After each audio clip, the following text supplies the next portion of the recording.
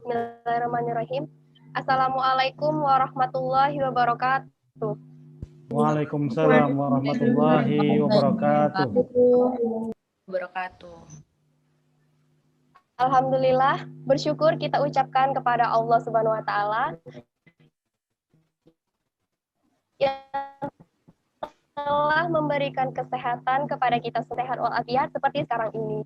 Salawat dan salam tak lupa pula kita ucapkan kepada Nabi Muhammad SAW dengan melafazkan Allahumma sholli ala Sayyidina Muhammad wa ala ali Sayyidina Muhammad. Selamat malam dan salam sejahtera untuk kita semua. Pada kesempatan kali ini, kita dapat berkumpul bersama-sama dalam acara webinar Harvest of Insight Live episode pertama yang mengangkat topik dengan judul Copywriting Artikel dan Sukses Menulis pada Media Online atau Media Cetak. Yang terhormat, Dekan Fakultas Sains dan Teknologi atau yang mewakili. Yang terhormat, Ketua Puzzle Research Data Teknologi, Bapak Mustaqim STMkom. Yang terhormat, narasumber pada malam ini, Bapak Mustafa Esos MIkom dan Bapak Asyari Abdullah Esos MIkom. Yang terhormat, Bapak Ibu dosen yang hadir pada malam ini, serta Bapak Ibu peserta webinar yang berkesempatan hadir pada acara malam ini. Acara Harvest of Insight atau yang biasa disebut dengan HOI adalah suatu agenda sharing keilmuan dan belajar mengajar secara rutin setiap minggunya yang ditaja oleh Puzzle Research Data Technology dalam bentuk video. Adapun HOI Live ini merupakan kegiatan yang dilaksanakan secara langsung dan juga dilakukan secara live on YouTube Predatek Official. Sebelumnya, izinkan saya untuk memperkenalkan diri sebagai moderator pada acara malam ini. Nama saya Jenny Adifa, mahasiswa aktif jurusan Sistem Informasi, dan saya adalah anggota aktif Predatek Puzzle 18. Untuk webinar Harvest of Insight yang pertama ini, kita kedatangan para narasumber yang sangat luar biasa menginspirasi kita semua, yang akan berbagi ilmu pengetahuannya kepada kita. Untuk narasumber yang pertama, izinkan saya memperkenalkan Bapak Mustafa Esos MIkom. Beliau merupakan seorang dosen ilmu komunikasi di UIN Suskariau, dan beliau juga merupakan penulis aktif dan editor media online. Untuk narasumber kita yang kedua juga merupakan seorang dosen ilmu komunikasi di UIN Suskariau, dan beliau juga penulis aktif dan editor media online. Memasuki acara yang pertama, kata sambutan sekaligus pembukaan oleh dosen pembimbing Predatek, Ibu Dr. Rice Novita Eskom Mkom. Kepada Ibu, waktu dan tempat dipersilahkan. Baik, terima kasih Jenny. Izin Pak Mus, Pak Mustafa, Pak Asari. Silakan Bu. Silakan Bu. Oke, suaranya jelas nggak ya? Jelas. Jelas, saya tambah volumenya sedikit.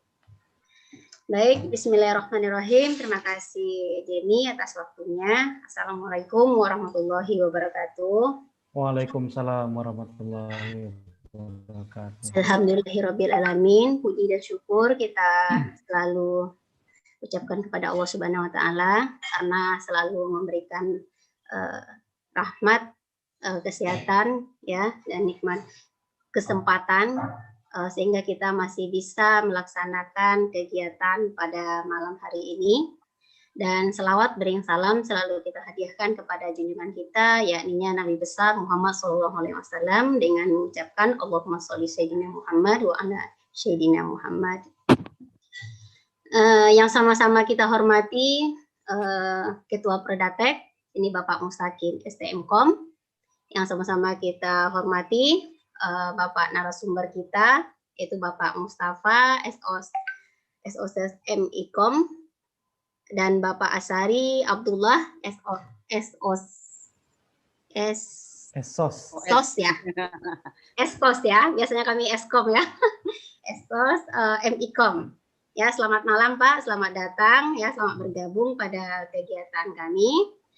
Beliau merupakan dosen ilmu komunikasi UIN Suskariau dan juga penulis aktif di media online. Seterusnya kepada Bapak, Ibu dosen pembimbing yang sama-sama kita hormati, kemudian yang sama-sama kami sayangi dan kami banggakan, yaitu anggota Predatek, alumni Predatek, ya, yang merupakan pemuda-pemudi harapan bangsa. Selanjutnya kepada seluruh peserta webinar yang hadir pada malam ini, ya, selamat datang dan selamat bergabung. Kegiatan pada malam hari ini merupakan kegiatan perdana ya pada program Predatek, gitu ya, Harvest of Insight. Nah, di sini merupakan tujuan kita melaksanakan di sini untuk berbagi ilmu, berbagi pengalaman, berbagi pengetahuan ya, untuk meningkatkan wawasan, meningkatkan kualitas diri kita masing-masing. Tema kita pada malam hari ini yaitu copywriting, artikel, dan sukses menulis pada media cetak online ya. Jadi pada kegiatan ini selagi kita pada kegiatan malam ini tujuannya di sini dapat meningkatkan kualitas diri walaupun masih masa pandemi ya. Walaupun di negeri kita ini masih ada wabah, namun kita selalu terus berkarya, terus berbagi ilmu, terus berbagi manfaat kepada orang lain. Ya, selagi nyawa masih di kandung badan, teruslah berbuat kebaikan untuk orang lain. Ya, melalui kesempatan ini, Ibu tidak akan berpanjang lebar. Mewakili sebenarnya yang diberikan tugas oleh Bapak Ketua nih, membuka kegiatan pada webinar malam ini. Baik dengan mengucapkan Bismillahirrahmanirrahim, webinar ini kita buka, semoga dapat memberikan manfaat untuk kita semua. Dan semoga Allah mudahkan dari awal acara sampai akhir acara ini. Demikian yang dapat Ibu sampaikan.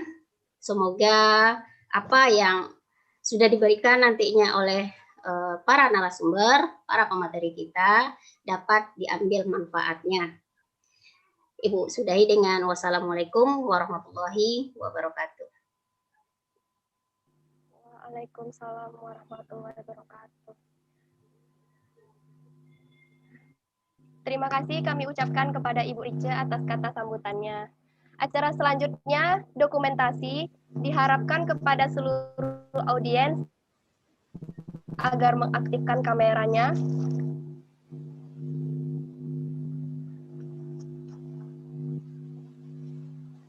Sesi dokumentasi akan segera dimulai.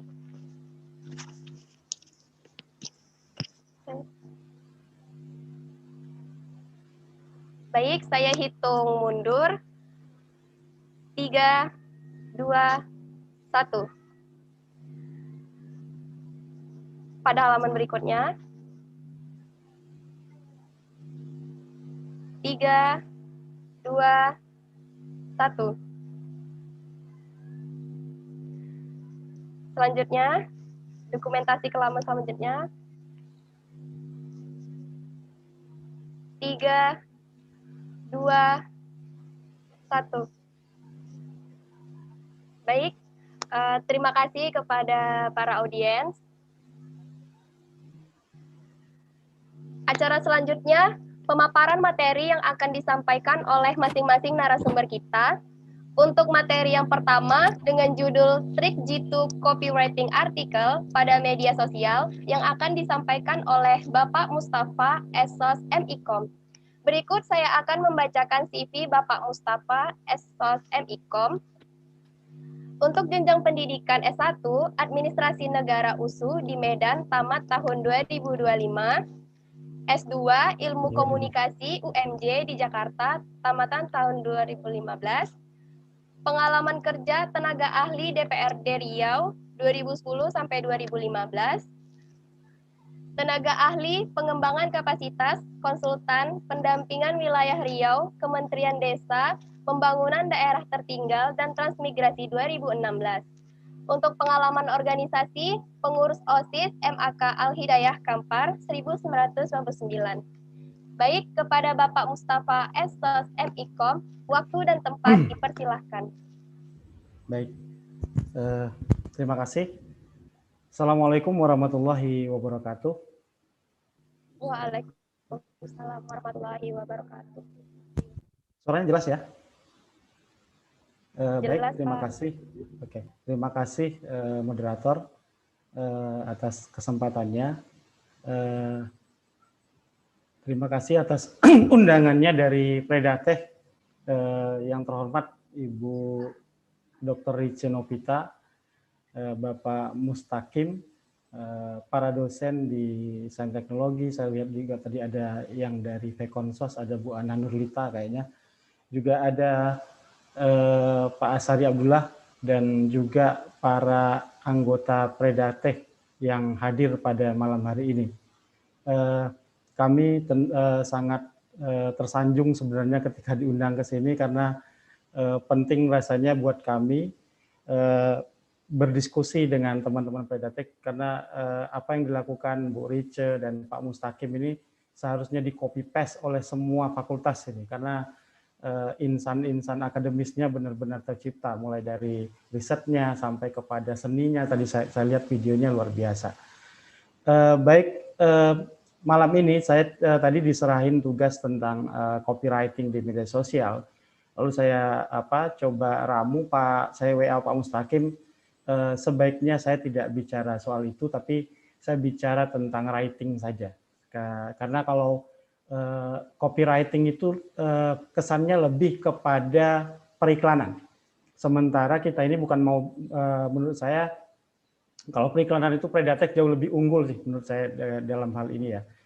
Tapi mungkin ada beberapa hal yang perlu kita coba highlight, terutama terkait dengan penulisan rilis. Predatech mungkin punya banyak kegiatan, mahasiswa punya banyak kegiatan, dan dimanapun kita punya kegiatan, seharusnya itu dipublikasi yang bisa dibaca oleh masyarakat umum. Ya, kalau publikasi ilmiah saya tidak perlu meragukan kapasitasnya teman-teman Predatech dan teman-teman yang menjadi peserta di sini, tapi dalam konteks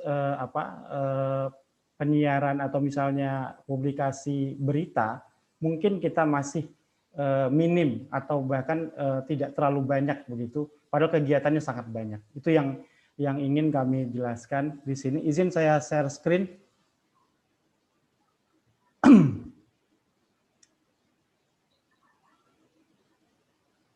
Ya, jadi kita akan bicara soal writing pada malam ini. Ya, ini saya lewati aja, ini sosial media saya. Oke. Jadi malam itu saya ingin bicara 3 hal. Pertama, saya ingin bicara tentang writing. Apa sih yang membedakan antara menulis dengan bicara? Lalu yang kedua, saya ingin nanti kita berpraktek sedikit tentang free writing. Bagaimana sih caranya kita supaya bisa menulis, dan yang ketiga nanti baru kita membahas soal rilis. Mudah-mudahan 30 menit yang dibebankan bisa tercapai ketiga ini ya. Pertama soal writing ya. Ada banyak orang yang bisa bicara, tapi tidak semua orang bisa menulis. Dan menulis itu berbeda dengan berbicara. Ya, sangat berbeda dengan berbicara. Beberapa perbedaannya itu, pertama, berbicara itu universal. Kita nggak perlu belajar bisa bicara. Kita nggak perlu kemudian sekolah bisa bicara. Karena kalau kita bergaul saja dengan keluarga, kita pasti bisa ngomong. Apa yang kita dengar, kita bisa melafalkannya, kita bisa mengulangnya, kita bisa mengucapkannya. Jadi, tapi tidak semua orang belajar membaca dan menulis. Itu kita dapatkan melalui latihan, pendidikan dan lain sebagainya. Itu yang salah satu perbedaan yang paling mendasar dari berbicara dengan menulis. Bahasa lisan itu memiliki dialek. Orang Jawa ngomongnya seperti apa, orang Inggris seperti apa, orang Kampar seperti apa, orang Pekanbaru seperti apa, punya dialek masing-masing. Tapi kalau itu dituliskan, belum tentu itu bisa dialeknya. Secara tertulis, bahasa itu menuntut standar tata bahasa, sintaksis, dan kosakata. Itu paling tidak perbedaan yang kedua. Kemudian pembicara itu menggunakan suara, ya suara mereka. Jadi ada nada, tekanan, irama kalau orang bicara, ada ekspresi untuk mengungkapkan ide-idenya. Tetapi kalau penulis dia mengandalkan kata-kata, mengandalkan kosakata di halaman dan mengekspresikan maknanya melalui kata-kata yang dituliskan. Pembicara menggunakan jeda dan intonasi. Jadi kadang-kadang kita bicara kita berhenti. Ya, kita berhenti, ada kalanya kita seperti apa, tapi kalau menulis kita menggunakan tanda baca. Anda bisa dianggap menulis itu berhenti apabila pakai tanda titik. Berhenti sebentar kalau kita pakai tanda koma. Jadi ada perbedaan. Kemudian speaker itu mengucapkan. Kalau orang bicara itu dia mengucapkan. Kalau penulis dia harus mengeja. Penulisannya benar apa enggak.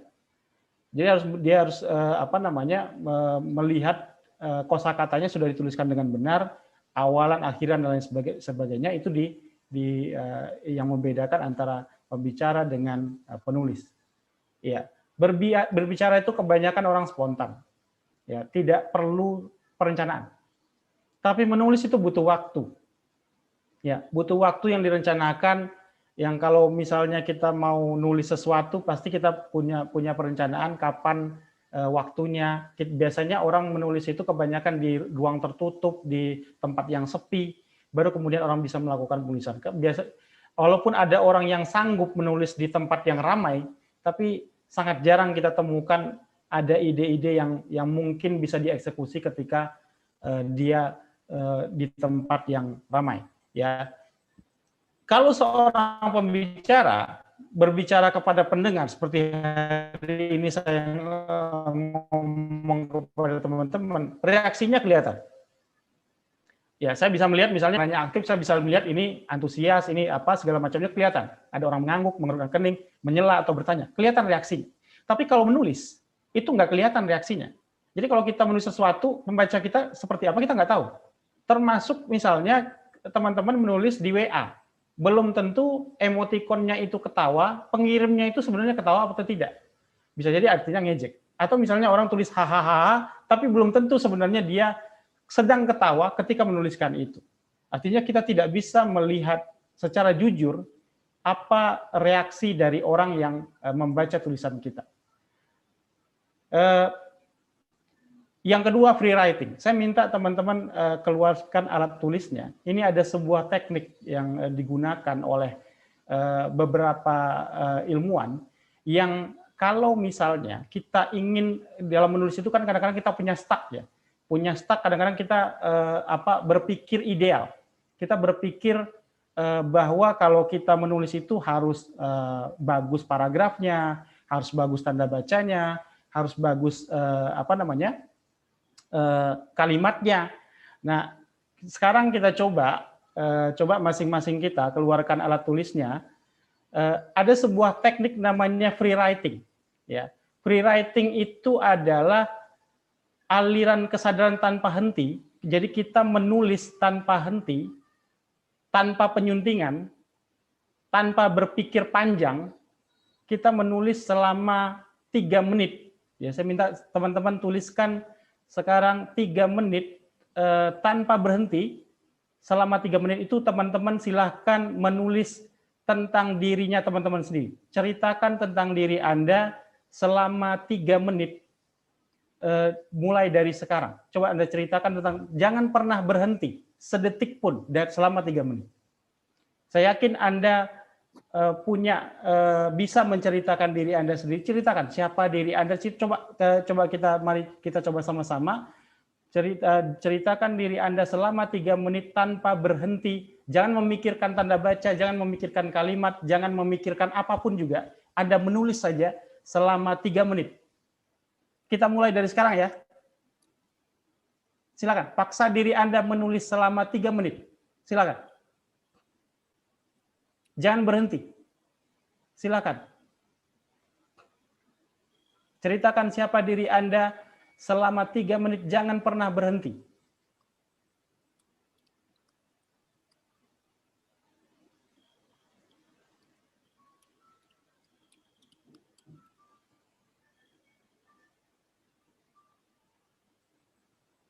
Jangan berhenti sedikit pun, jangan pernah sedetik pun jangan berhenti. Pokoknya jangan terlalu dipikirkan idealnya, pokoknya kita selalu menuliskan secara mengalir saja. Saya adalah seorang mahasiswa jurusan ini, berasal dari kampung ini, saya lahir di sini. Jangan pikirkan urutan-urutannya. Silakan diceritakan saja.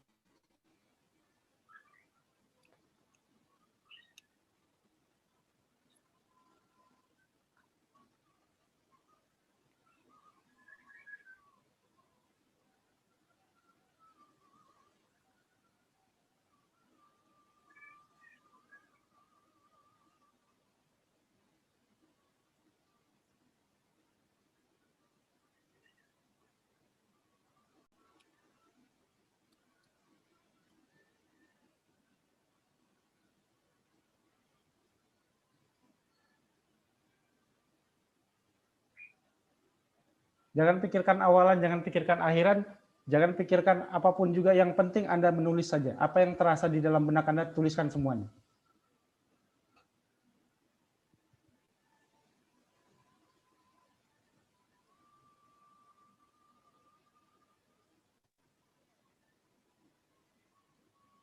Satu menit lagi.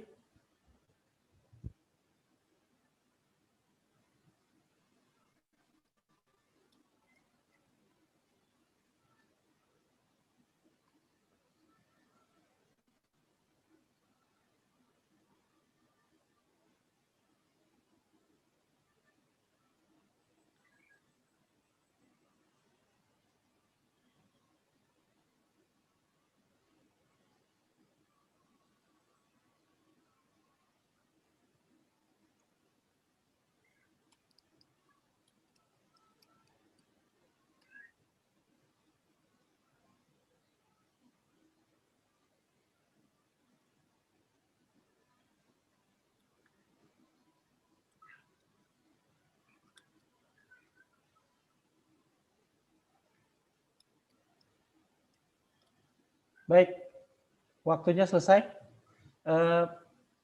Saya ingin tanya, Pak Mustaqim, Anda melakukan seperti yang saya minta?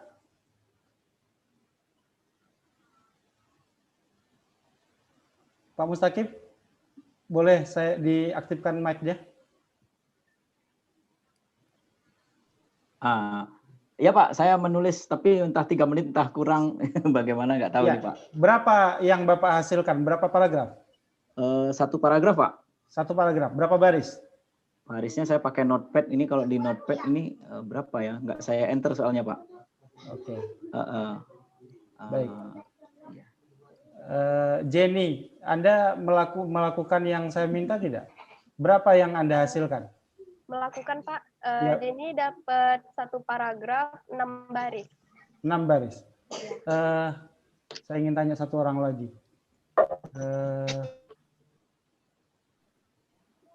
Yang mana ini mahasiswanya? Saya takutnya salah-salah. Nanti dosen rupanya.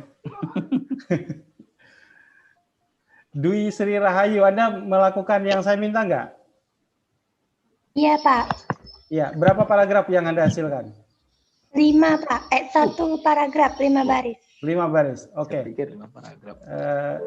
Dwi, kalau misalnya Anda menulis secara normal saja, dalam 3 menit itu mungkin nggak Anda menghasilkan sebanyak 5 baris itu? Tidak, Pak. Tidak mungkin, ya. Jenny, mungkin nggak Anda menghasilkan sebanyak baris yang sekarang itu kalau misalnya Anda menulis secara normal saja? Berpikir. Mungkin kalau secara normal nggak dapat nih Pak. Ya. Jadi terima kasih. Jadi teknik pre-writing ini adalah memaksa kita untuk jangan berpikir dulu tentang editing. Jadi kita menulis saja apa yang terasa yang mau kita tulis saja dulu. Ya. Karena kalau kita berpikir ideal, kita tidak akan pernah mengeksekusi tulisan. Ya mungkin itu tidak berlaku untuk karya ilmiah ya. Tapi kalau kita ingin menulis sesuatu, menurut saya metode ini diterapkan oleh di buku Becoming a Public Relation Writer. Untuk menjadi penulis public relation itu menggunakan metode ini untuk memaksa kita mengatasi stuck dalam menulis. Jadi kalau kita berpikir wah ini kehabisan kosakata dan sebagainya, dengan berhenti, kadang-kadang dengan berpikir itu menjadikan kita tidak pernah mengeksekusi tulisan. Nah, itu tekniknya free writing. Jadi harapan kami teman-teman mulai hari ini kalau ada sesuatu yang ingin dituliskan, jangan berpikir tentang yang idealnya. Nanti kita bikin waktunya sendiri untuk mengedit. Tanda bacanya, kalimatnya kita bikin sendiri. Karena tidak mungkin kita menghasilkan tulisan yang banyak kalau misalnya kita tidak melakukan latihan, ya. Kalau soal matang atau tidak matang kan itu nanti. Nah, baik, waktunya masih ada Pak Mustaqim. Jenny masih ada waktu saya? Masih Pak, masih banyak. Masih ya? Masih ya? Oke. Masih Pak. Oke. Saya lanjutkan dengan ini, press release. Saya ingin teman-teman Predatek punya kemampuan menulis rilis, ya. Karena rilis di Indonesia itu free. Kalau Anda kirim ke media online, saya pernah coba kirimkan beritanya Pak Mustaqim dulu, itu bebas biaya, sepanjang kemudian beritanya itu menarik, bisa dibaca, wartawannya bisa mengerti, mereka akan terima. Pengalaman saya selama 10 tahun bekerja di media, dari 2006 sampai 2016 itu membuktikan bahwa kami tidak pernah menolak yang namanya rilis. Jadi saya jadi redaktur, tukang edit berita begitu, tapi saya tidak akan terima kalau beritanya tidak jelas. Kadang-kadang ada orang yang mengirimkan rilis itu tidak sesuai standar. Maka sebaiknya kita bagaimana kemudian bisa menulis rilis. Rilis itu bukan gunanya hanya untuk ketika kita di Predatek, tapi ketika kita bermasyarakat, misalnya RT kita bikin acara, kita bisa bikin rilisnya. Remaja masjid di tempat kita bikin acara, kita bisa bikin rilisnya. Ya, apapun kegiatan kita di masyarakat yang ingin kita publikasikan, itu bisa kita bikin rilisnya. Jadi rilis itu jangan dimaknai hanya sekedar untuk perusahaan, tetapi juga untuk organisasi yang skalanya kecil pun bisa dibikin rilisnya. Ya, apa itu rilis? Itu adalah siaran pers yang didistribusikan ke media untuk menghasilkan liputan pers dari berita tertentu. Ada perbedaan antara di Indonesia dengan di luar negeri. Kalau di luar negeri, kita bikin rilis itu, mereka menguji kelayakan dulu, lalu mereka meliput wartawan media tersebut. Tapi kalau di Indonesia kebanyakan, yang mengirimkan berita itu adalah orang yang dari organisasi, lalu kemudian nanti tinggal diedit saja oleh orang di media itu. Ya. Nah, biasanya naskah itu disampaikan ke media massa. Jadi ada TV, ada radio, ada media cetak, ada media online. Jadi rilis itu tidak hanya terbatas di media cetak atau online tertulis saja. Rilis itu sebenarnya juga bisa berbentuk broadcasting. Ya, broadcasting rilis. Jadi mungkin suatu hari teman-teman Predatek bisa kirim ke RTV. Ya, kita nggak tahu. Saya belum tahu persis bagaimana menulis rilis untuk RTV misalnya. Atau misalnya kepada media massa nasional misalnya, mungkin saja itu bisa, ya. Tetapi mungkin perlu pendekatan khusus. Tapi kalau ke media cetak dan media online, rata-rata itu tidak berbayar. Ya, rata-rata tidak berbayar. Karena pengalaman kami melakukan itu tidak berbayar sepanjang mereka mengerti dengan berita kita. Tujuan press release itu ada manajemen krisis. Kalau ada krisis mereka ini ada untuk reputasi merek. Kalau misalnya Predatek nanti mau bikin logo baru, lalu ingin menyampaikan ke publik value apa yang dari logo baru itu, yang terkandung di dalam logo baru itu, bisa disampaikan dengan rilis. Atau mengundang media meliput juga bisa disampaikan terlebih dulu rilisnya. Atau kadang-kadang teman-teman mungkin menerbitkan e-book dalam bentuk laporan atau blog di dunia maya, juga bisa kemudian dilakukan dengan melalui rilis. Jadi misalnya Predatek mau munculkan e-book terbaru, ya mungkin perlu dipromosikan melalui rilis, juga bisa pemasaran organisasi. Ini yang paling banyak dilakukan oleh orang kalau misalnya ingin mempublikasikan kegiatan-kegiatan di tempat mereka. Ini apa namanya? Kalau kita membuat rilis itu batang tubuhnya lebih kurang begini. Ada pengaturan dokumen. Biasanya yang dipakai itu fontnya kalau tidak Times New Roman atau Arial. Jadi ini dua font yang saya rasa formal sekali yang sering dilakukan. Kemudian juga sebaiknya ada logo perusahaan atau logo organisasi. Ya. Jadi seperti ada kop, ada kopnya kalau kita mau membuat rilis. Juga dicantumkan informasi kontak. Informasi kontak itu kontak yang bisa dihubungi oleh wartawan. Jadi misalnya di sini ada misalnya Pak Mustaqim bikin rilis, lalu kemudian Pak Mustaqim cantumkan nomor kontaknya, cantumkan namanya. Akan lebih baik kalau ada cantumkan jabatannya, lalu kemudian kalau ada email bikin sekalian emailnya. Sehingga kalau ada wartawan mau bertanya, mereka bisa menghubungi ke siapa. Ya. Kemudian juga tanggal rilis itu sebaiknya diterbitkan kapan tulisan Anda itu ingin diterbitkan. Ya. Kalau kita ingin segera diterbitkan, sebaiknya tulis untuk segera diterbitkan, sehingga media itu paham. Sebelum kita bikin judul, sebaiknya bikin untuk segera diterbitkan, sehingga mereka memahami bahwa ini berarti butuh diterbitkan secepat mungkin. Kemudian judul, ya. Ini judul itu sebaiknya kita bikin lebih menarik, ya. Dan judul di press release itu tidak seperti media umum. Pada umumnya mereka boleh judulnya agak panjang sedikit, ya, tapi tidak terlalu panjang, ya. Anda harus menjaga informasi utama itu 65 sampai 80 karakter. Jadi kira-kira beberapa kata itu bisa dimuat dalam 65 sampai 80 karakter, ya. Dan gunakan bahasa yang mudah dan jelas. Nanti kita lihat contohnya. Lalu ada subheader ini subjudul, ada tempat dan tanggalnya. Paragraf pertama itu menyajikan 5W1H, siapa, apa, kapan, mengapa, atau bagaimana dari berita yang ingin Anda sampaikan kepada media terkait dengan kegiatan yang Anda lakukan. Kemudian tambahkan ini, maksudnya tambahkan sisa berita itu mungkin kalau di media online itu kita bisa menyelipkan ada video atau menyelipkan teks yang lain, itu bisa dilakukan di media online. Tapi kalau di media cetak itu tidak mungkin dilakukan. Nah. Oke, masih ada waktu? Masih ya? 10 menit lagi Pak durasi waktunya. Oke, saya percepat saja. Yang terakhir ada boilerplate. Kalau Anda bikin rilis, jangan lupa tampilkan boilerplate di bawah berita Anda. Apa itu boilerplate? Boilerplate itu adalah semacam mini profil dari organisasi yang kita kirim rilisnya.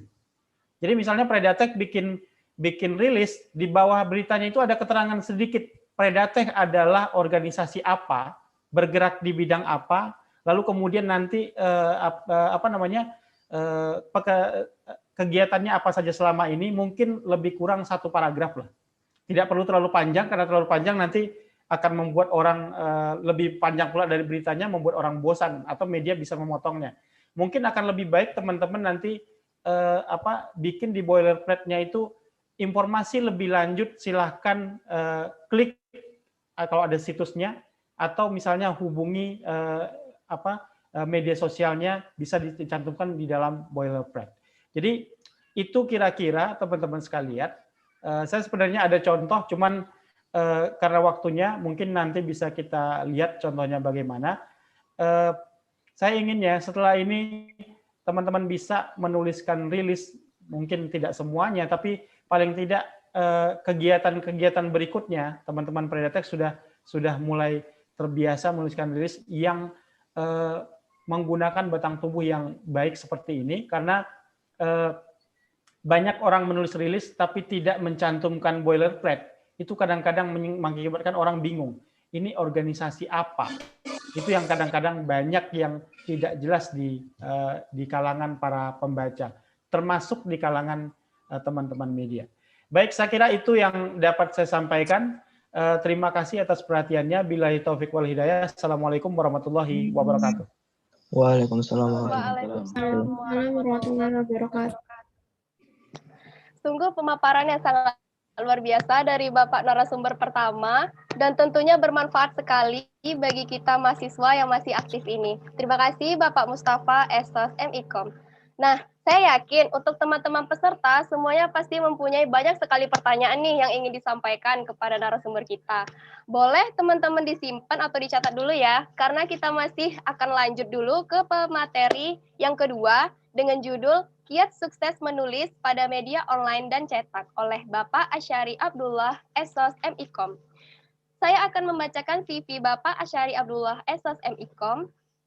Jenjang pendidikan S1 Ilmu Komunikasi UIN Suskaryau, S2 Ilmu Komunikasi di Universitas Muhammadiyah Jakarta.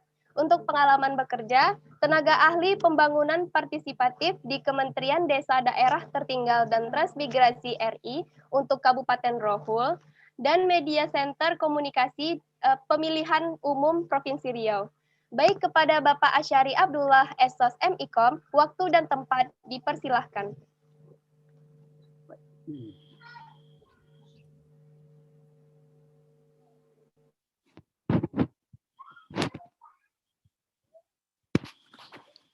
Baik,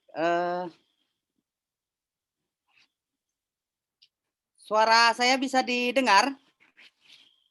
Bisa, Pak. Baik, sebentar.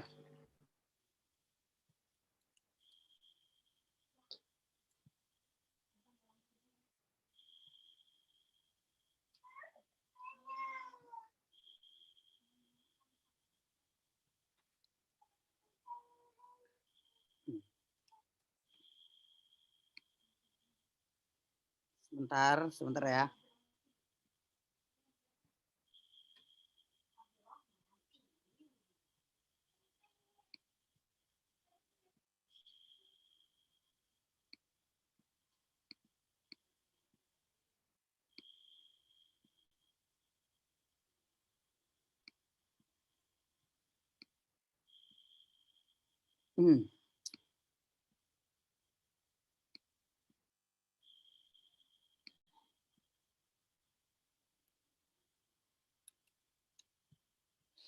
Baik.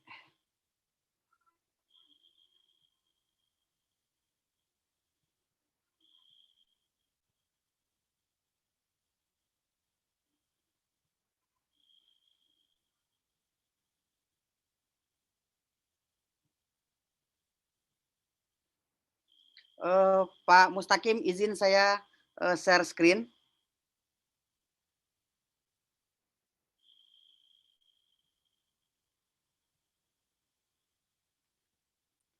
Baik, Assalamualaikum warahmatullahi wabarakatuh. Waalaikumsalam warahmatullahi wabarakatuh. Alhamdulillahirabbil alamin wa bihi nasta'in ala umuri dunya waddin. Asyhadu an la ilaha illallah wahdahu la syarikalah wa asyhadu anna sayyidina Muhammadan abduhu wa rasuluh la nabiyya ba'da amma ba'du. Yang saya hormati Bapak Dekan Fakultas Sains Teknologi UIN Sultan Syarif Kasim Riau.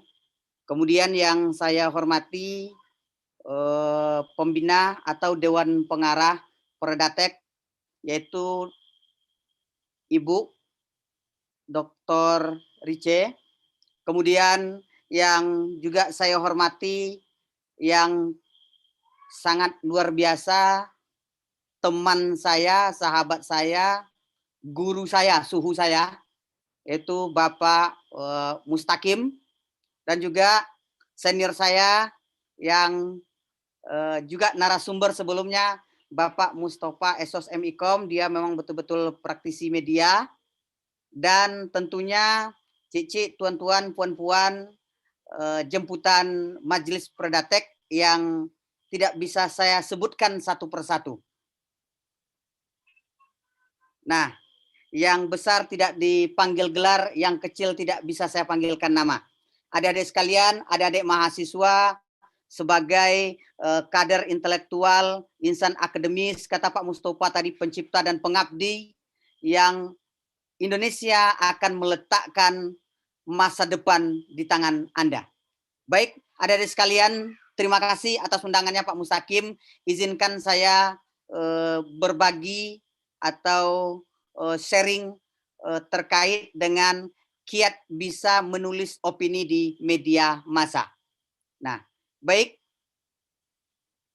teman-teman sekalian. Nah, seperti yang disampaikan tadi, saya Asy'ari Abdullah. Saya adalah dosen tetap di Prodi Ilmu Komunikasi, Fakultas Dakwah dan Komunikasi, UIN Sultan Syarif Kasim Riau, sama halnya dengan Bapak Mustafa. Nah, kemudian pertanyaan singkat adalah, mengapa kita harus menulis? Nah, mungkin ada di antara adik-adik mahasiswa yang bisa membantu saya. Kenapa kita mesti menulis? Ada di sini Quratul Yunia. Ada yang ini, ada yang adik-adik mahasiswa, ayo ngomong, mana suaramu? Kenapa kita harus menulis? Nah, kemudian adik-adik mahasiswa, ada yang ini enggak? Ada yang mau menjawab enggak?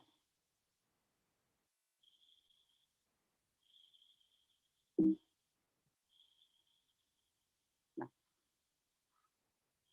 saya pada prinsipnya, salah pun jawaban adik-adik saya sudah bahagia. Apalagi kalau jawabannya benar. Nah, baik, kita lanjutkan. Mengapa kita harus menulis? Kemudian kita percaya tidak bahwa semua peserta yang hadir pada webinar Predatek malam ini itu adalah penulis aktif dan penulis berbakat. Nah, Jenny punya Instagram? Punya? Punya, Pak. Punya. Punya Iya, Twitter? Pak. Enggak, Pak. Enggak punya. Facebook punya? Punya, Pak. Punya. Nah, adik-adik sekalian, semua kita yang hidup di era modern ini pasti punya yang namanya sosial media. Di sosial media, kalau saya mengintip sosial media mahasiswa dan mahasiswi saya, mereka semuanya kreatif dan pandai menulis dengan begitu indah mereka mengungkapkan apa yang mereka rasakan. Coba kita bayangkan berapa panjangnya kalimat yang kita tulis untuk sebuah caption foto yang kita posting di Instagram. Kita pikirkan bahasanya baik-baik, kita pikirkan narasinya seindah mungkin. Nah, sadar atau tidak sadar, kita semua ini adalah penulis berbakat. Kita semua adalah penulis produktif. Buktinya satu, coba lihat caption, lihat status di masing-masing sosial media kita. Pasti begitu panjangnya narasi yang sudah kita bangun. Nah, apalagi ditambah dengan situasi kondisi kebatinan, kondisi perasaan, kondisi hati yang lagi berbunga-bunga, tentu ceritanya akan berbunga-bunga. Kalau kondisi hatinya lagi putus cinta, ya tentu nanti narasi-narasi yang dibangun itu penuh dengan air mata Bombay tentunya. Nah, itu adik-adik sudah menulis, kita semua sudah menulis di media massa. Tapi alangkah baiknya potensi yang kita miliki, kemampuan yang kita miliki, kita salurkan di platform yang berbeda, pada tempat yang berbeda, yaitu adalah media massa. Nah, mengapa kita menulis? Nah, adik-adik sekalian, kita menulis itu pertama adalah ingin terkenal. Nah, kata pepatah atau kata-kata bijak mengatakan, kalau umurmu tak sepanjang umur dunia, maka menulislah, dunia akan mengingatmu. Umur kita berapalah umur manusia? Paling lama 65 tahun, paling lama 70 tahun. Setelah 70 tahun, kalau kita tidak menulis, kita tidak meninggalkan legacy, kita tidak meninggalkan warisan yang bisa dinikmati, yang bisa dibaca oleh generasi seterusnya, maka nama kita akan lenyap begitu saja. Padahal kita pada masanya kita adalah orang hebat ini. Orang yang luar biasa. Tetapi ketika selama hidup kita tidak pernah menulis, maka kita tidak akan dikenang oleh dunia ketika jasad kita sudah terkubur di di alam barzakh. Nah, yang kedua adalah adik-adik sekalian, kita menulis itu kita tidak kita tidak munafik. Kita menulis di media massa itu kita juga berharap honor. Nah, berharap ada uang yang diberikan oleh industri media kepada kita. Nah, berapa besaran honor yang diberikan oleh media itu tergantung kepada tergantung kepada masing-masing media. Nah, ada sekalian, kalau kalau Kompas bisa opini kita itu terbit di koran Kompas, maka kita akan mendapatkan imbalan atau kita diberikan honor, yaitu satu artikel itu adalah 1 juta rupiah untuk pemula. Nah, untuk untuk pemula entry level itu diberikan 1 juta dan itu dikirim via rekening. Tidak perlu kita yang harus datang ke Jakarta, datang ke kantor Kompas, tidak perlu. Tapi dalam jangka 1 minggu atau sampai 2 minggu itu akan dikirimkan ke rekening kita. Nah, kemudian adik-adik sekalian, kalau Tempo, koran Tempo itu berkisar 400.000 sampai 800.000 per satu tulisan. Nah, kemudian Jawa Pos itu untuk satu opini di media massa itu mereka menghargai, atau Jawa Pos Group itu akan memberikan kita ungkapan terima kasih sebesar 800 sampai 900.000 per satu artikel. Nah, kemudian koran Republika akan memberikan kita 600.000 sampai 700.000 per satu opini. Media Indonesia memberikan 500 sampai 700.000 per satu opini. Kemudian Suara Pembaruan juga ini bervariatif, tapi dimulai dari angka 600.000 sampai 1 juta. Nah, tergantung ininya. Kalau kita sudah memang betul-betul profesional, kita sudah penulis punya nama, kemudian tulisan kita itu memang luar biasa, maka akan sampai 1 juta. Detik bagaimana? Detik itu untuk satu artikel mereka menghargai 500.000. Coba bayangkan adik-adik mahasiswa, kalau teman-teman mahasiswa bisa berpikir, melahirkan ide-ide, melahirkan opini, satu opini saja untuk 1 bulan, kalau bisa menjebol Kompas, maka adik-adik sudah mendapatkan 1 juta per bulan. Itu baru satu media. Nah, itu honor.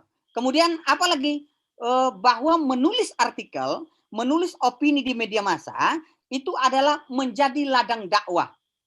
Nah, kita sebagai kampus Madani, kampus Islam, tentu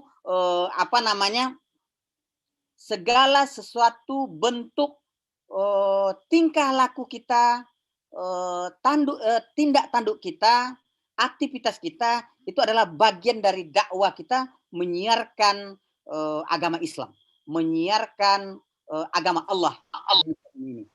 Nah, kemudian adik-adik sekalian, apa lagi? Yang kedua itu tujuannya adalah, yang keempat itu tujuan adalah self branding, membangun membangun branding diri. Nah, jadi koran itu, majalah itu akan dibaca oleh pengambil kebijakan, decision maker, baik di pemerintahan maupun di perusahaan. Dibaca oleh para dosen, dibaca oleh para akademisi, para guru dan pendidik, para praktisi, Nah, kemudian para peneliti, mahasiswa dan pelajar juga membaca koran. Nah, kelompok intelektual lainnya, kemudian LSM, masyarakat umum, tokoh agama dan lain-lain. Dan jadi koran itu dibaca oleh hampir semua orang. Kalau teman-teman sukses menampilkan pemikirannya di sebuah koran, maka ini berbagai lapisan masyarakat membaca, menikmati hasil pemikiran teman-teman atau hasil pemikiran adik-adik semua. Kemudian apa tujuan lagi kita menulis di media massa? Pertama, yang selanjutnya itu adalah menjadi pentas gagasan. Itu menjadi pentas, menjadi panggung bagi adik-adik semua, menjadi etalase terbaik untuk memanggungkan, mempentaskan gagasan intelektual, pemikiran terkait isu-isu penting bagi kehidupan kita berbangsa, bernegara, bermasyarakat. Dan juga tak kalah pentingnya adalah melalui opini media massa, adik-adik semua bisa mengembangkan dialektika pemikiran yang menjadi ciri khas sebagai kader intelektual, sebagai mahasiswa, agen perubahan, agen intelektual, agen of change. Nah, di sini adik-adik semua mengembangkan dialektika pemikiran sehingga akan dibaca oleh semua orang. Nah, kemudian apa lagi? Opini ini menjadi wadah kritik dan saran, baik itu kepada pemangku kepentingan, baik itu kepada pemangku jabatan, pemerintah, penyelenggara negara, dan lain-lain. Nah, jadi opini di media massa itu menjadi wadah intellectual exercise, aktualisasi diri, menjadi media untuk berbagi, sumbang saran pemikiran, pengalaman, kemudian juga media yang tepat untuk menyampaikan kritikan yang bersifat konstruktif terhadap pengambilan kebijakan, kemudian menempa diri sebagai pakar pada suatu bidang tertentu, umpamanya adik-adik umpamanya yang ahli di bidang artificial intelligence umpamanya, maka mulailah menulis. Umpamanya apa? Umpamanya ya kita tulis umpamanya kontribusi artificial intelligence di bidang pendidikan umpamanya, atau kontribusi artificial intelligence di bidang ekonomi. Nah, mulailah menulis dulu dari hal-hal yang sederhana. Nah, kemudian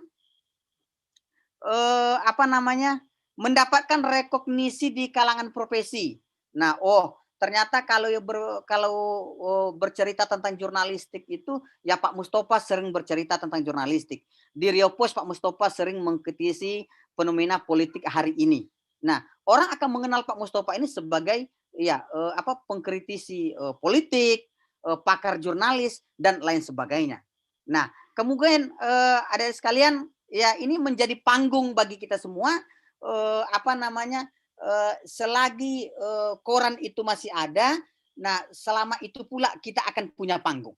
Nah, jadi itulah kenapa kita harus menulis. Kemudian singkat kata adik-adik sekalian, opini di media massa, ya, opini itu adalah merupakan sikap,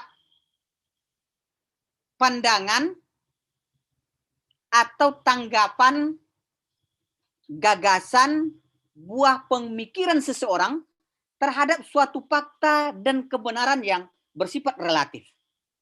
Nah, jadi intinya adalah opini itu adalah gagasan, sikap, pandangan kita terhadap sebuah fenomena, terhadap sebuah fakta yang terjadi hari ini, yang aktual. Nah, kemudian kita tulis dengan gaya kita, dengan style kita.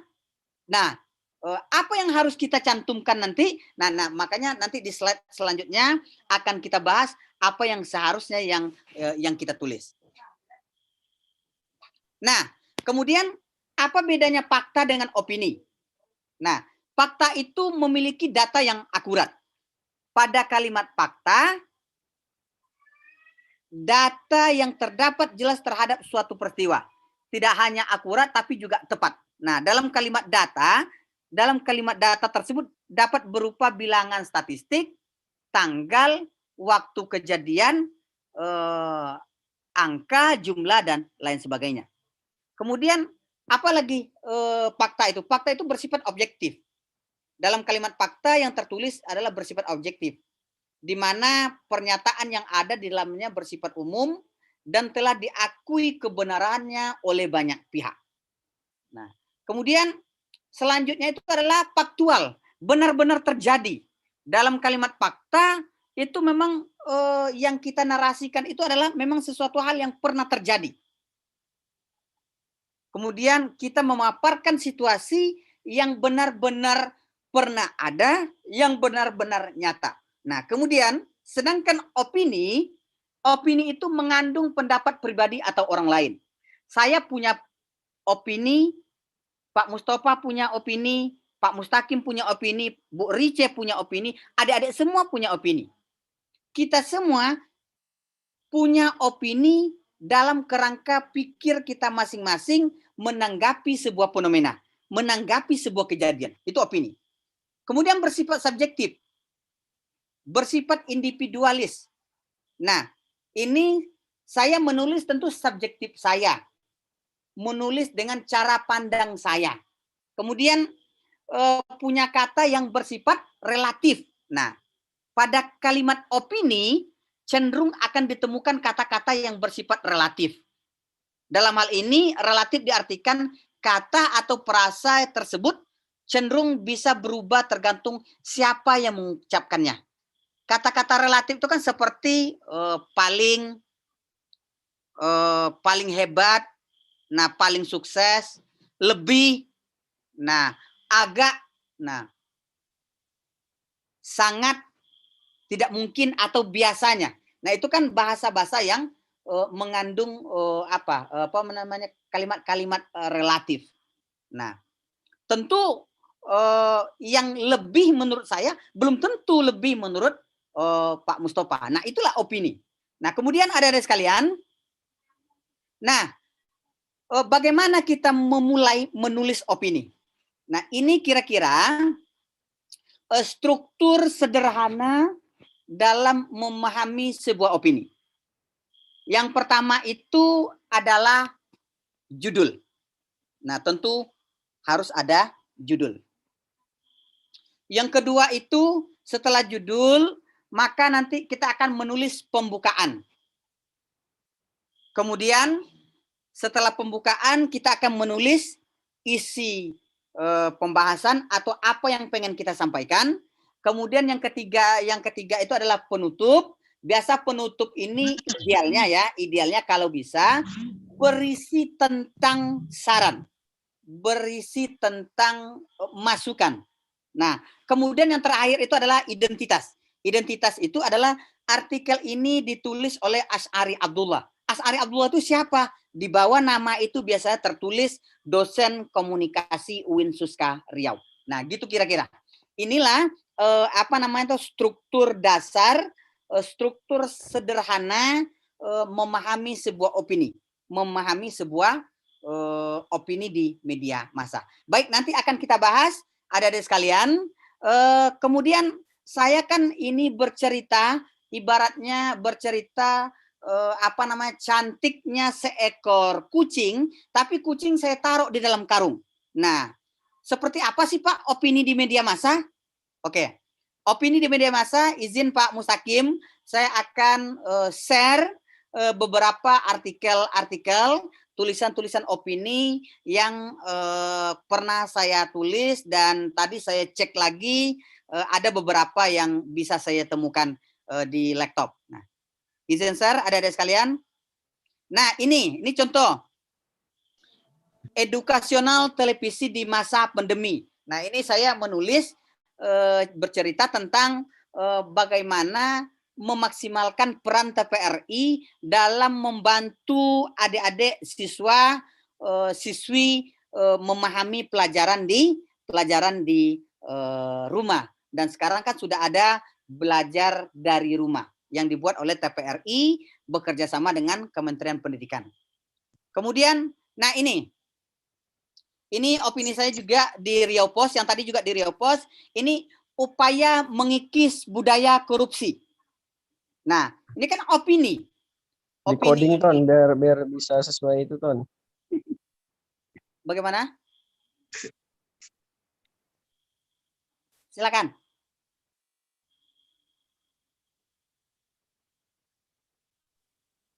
Oke, boleh saya lanjut? Boleh Pak, maaf Pak.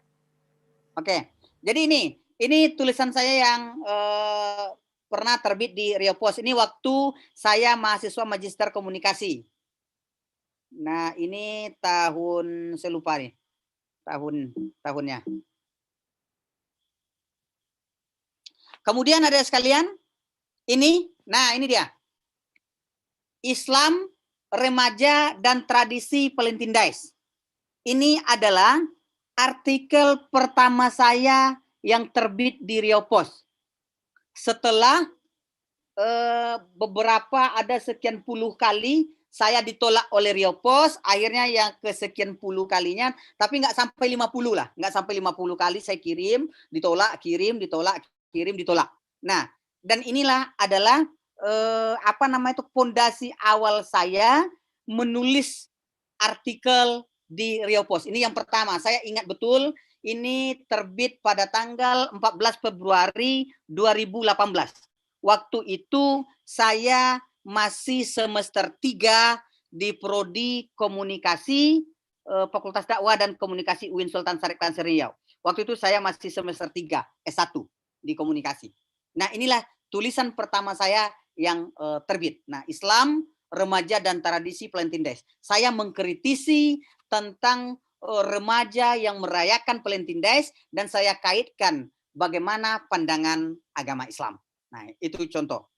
Kemudian, nah ini lagi. Ini 2012 DPR setelah Rok Mini apalagi.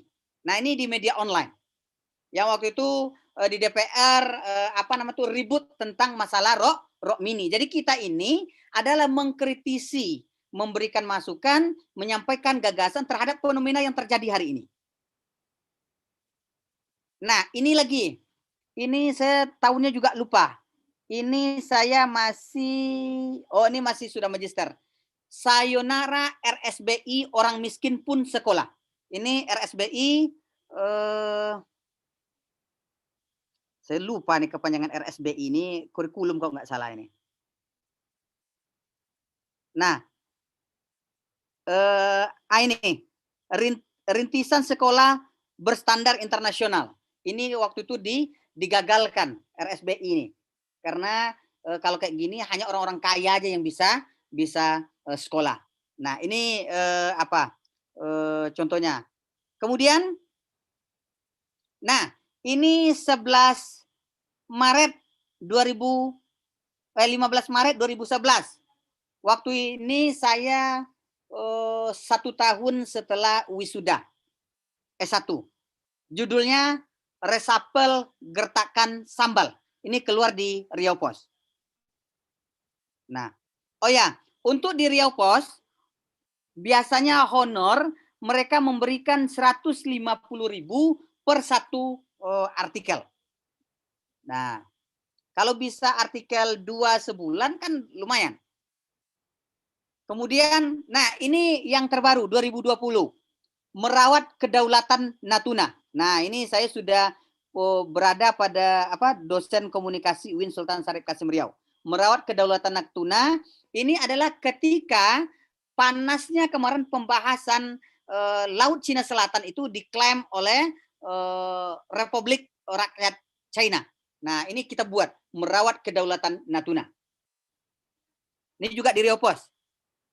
Ini adalah terbit ketika awal Ramadan tahun lalu.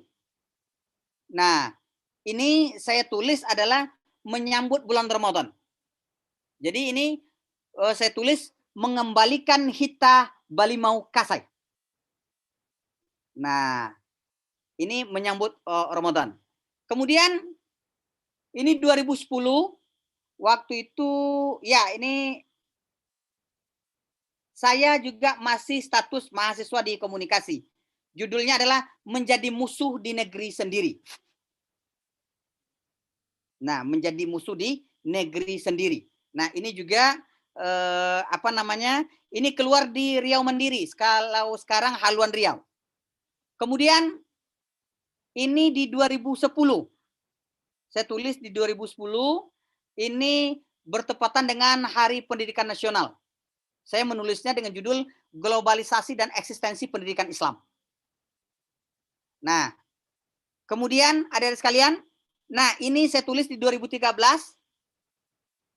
Waktu itu saya ketika kerja di Kepri, saya tulis di Tanjung Pinang Pos. PNPM memanusiakan manusia. Kemudian, nah ini Pak Mustaqim atau Bu Rice, ya, saya pernah menulis ini, yang miskin dilarang PNS. Nah, dulu fenomena yang terjadi, saya dulu 2011 ikut tes CPNS. Nah, kemudian fenomena yang terjadi waktu itu kan masih disinyalir ya, disinyalir masih banyak praktek sogok menyogok untuk masuk PNS kala itu. Nah, dia itu kan ibarat kentut itu, dia tercium tapi tidak bisa kita buktikan. Nah, jadi maka saya pernah menulis itu adalah yang miskin dilarang PNS. Nah, kemudian saya juga ini yang miskin dilarang PNS ini di Metro Riau 2011. Kemudian ini di Metro Riau juga 2012 UN ujian nasional menakutkan. Nah, ini masalah ujian nasional di level SMA dan SMP. Kemudian, nah ini kalau saya nggak salah tanggal 6 Februari. Ini di Koran Riau atau Metro Riau ini. Refleksi 61 tahun Kampar membangun. Nah, ini adalah bertepatan hari itu adalah bertepatan hari ulang tahunnya Kabupaten Kampar, di mana tempat saya dilahirkan. Kemudian, nah ini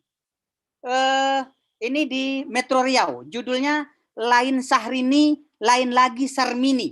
Nah, ini saya mengkritisi adalah salah satu ada seorang nenek di salah satu kecamatan di di salah satu kecamatan di Kota Pekanbaru. Waktu itu nenek ini mau mengurus KTP, tapi sudah terlambat. Akhirnya ada ditawarkan waktu itu kalau nggak salah akhirnya nenek ini harus membayar. Pokoknya intinya nenek itu harus membayar waktu itu. Nah, nenek itu menangis, dia tidak punya uang untuk membayar. Nah, jadi nenek itu menangis, dia tidak ada punya uang untuk membayar. Apakah dia kena denda atau saya lupa ini, saya belum sempat membaca semuanya. Jadi nama nenek ini Sarmini. Nama nenek ini Sarmini. Nenek ini menangis karena tidak ada uang untuk membayar denda. Kemudian hari ini isunya yang terhangat itu di media waktu itu ada Sarmini. Kemudian besok pagi keluar dicek dan recheck.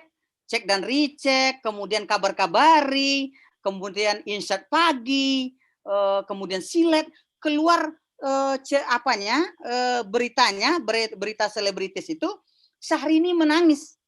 Wah, Sarmini menangis, Syahrini menangis.